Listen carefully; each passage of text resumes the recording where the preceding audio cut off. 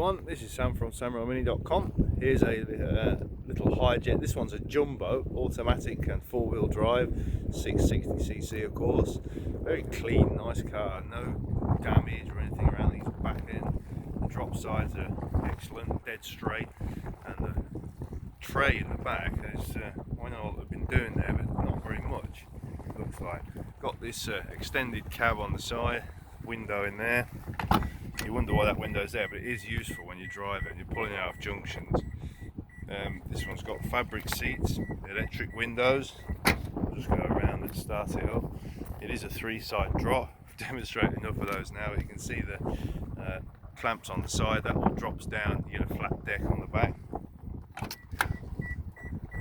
So in here, very clean, nice and tidy. Start it up. 43,000 kilometers, just under about 28,000 miles.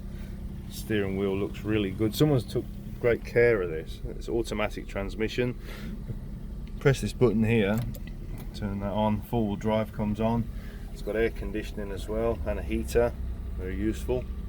And it's got a higher roof in these, so if you are taller this might be helpful. You can get a bit more headroom. Got some storage boxes or platforms up there, not boxes, are platforms, so you can put stuff up there.